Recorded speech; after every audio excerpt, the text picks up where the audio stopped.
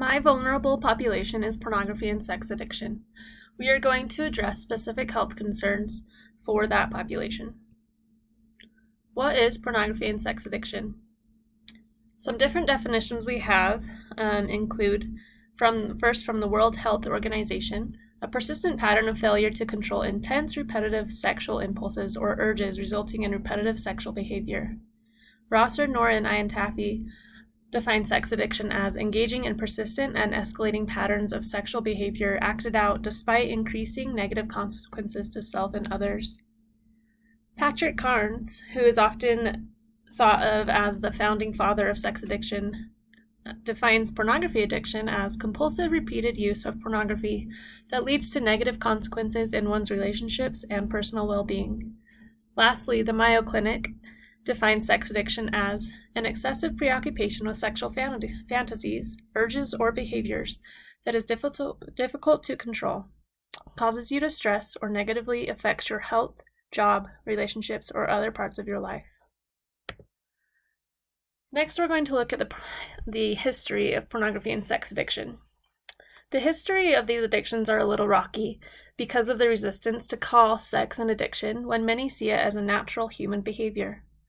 Some important dates that we do know are that in the 1970s, there were many 12-step support groups for sex addicts that were founded.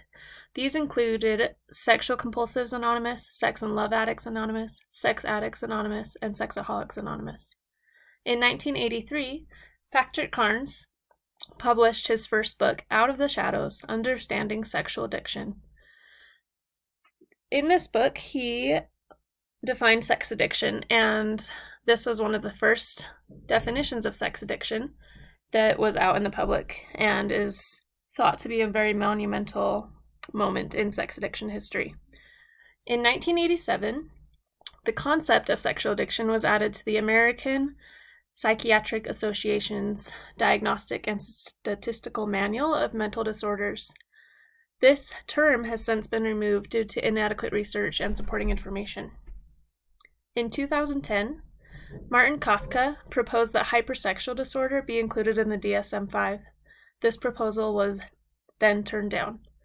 In 2019, just last year, compulsive sexual behavior disorder was included in the World Health Organization's International Classification of Diseases.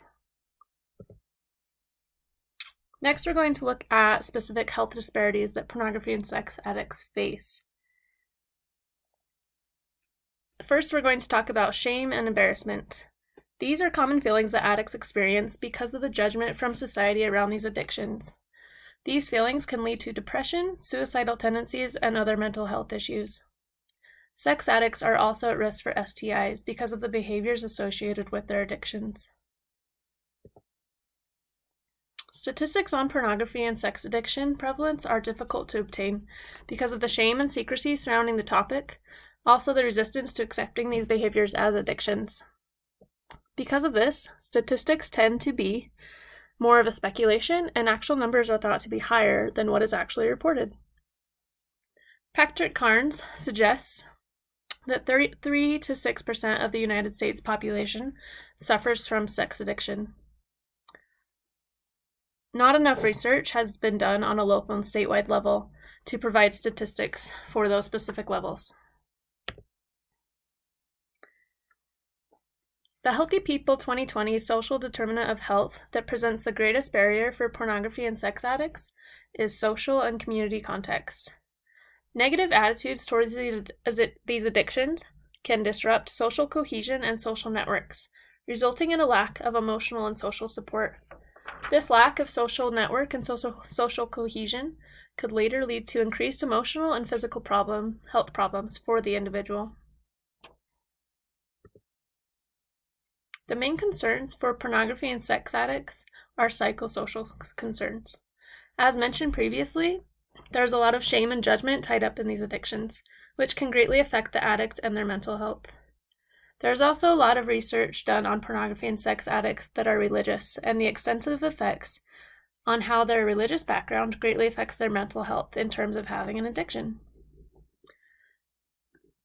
Some of the things that we have found through studies specifically for religious addicts, is that there are higher reports of perceived pornography addiction because common religious teachings are that pornography use is wrong, whereas in the outside world, outside of a religion, people don't see that quite as big of a deal as a religion does.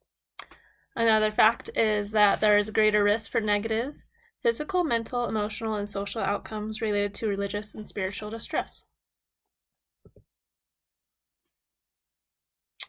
When looking at the root cause for health disparities that pornography and sex addicts face, it comes down to the fact that addicts greatly face mental health problems because of the negative attitudes, shame, and judgment around these addictions. They also face many physical health consequences because they are at such a great risk for obtaining STIs.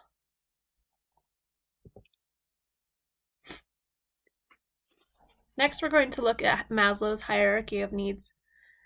When looking at the hierarchy, for the most part, we can say that pornography and sex addicts have their physiological needs met. They do not often have their safety, love and belonging, and esteem needs met, though. Many times their safety needs are not met because they are at risk for health consequences due to their behaviors associated with their addictions. And that affects their security of health.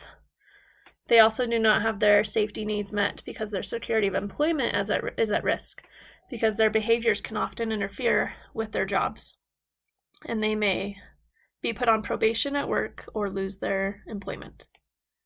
Their love and belonging needs are not met because their addictions often cause strain on their relationships with their significant others, family, and friends, leading to social isolation. And lastly, their esteem needs are not met because their family and friends may not respect the addict based on their behaviors or activities that they participate in.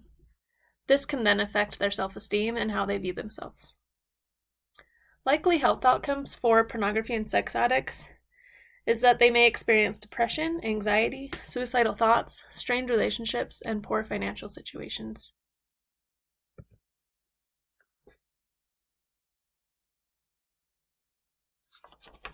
When looking at communicable and non-communicable diseases that affect pornography and sex addicts, the main communicable disease that they will face are STIs because of their behaviors associated with their sex addiction. The greatest non-communicable disease are the mental health conditions they will face because of the shame from having these addictions. Pornography and sex addicts are at increased risk for self-harm because of the possible depression and suicidal thoughts and actions they may experience because of their addictions. They are also at risk for self-care deficit because of the possible depression and low self-esteem that they can also experience.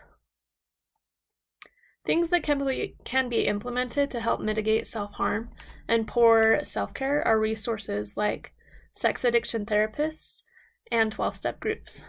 These resources can provide a positive outlet for the addict and give them a support system of people that understand exactly what they are going through.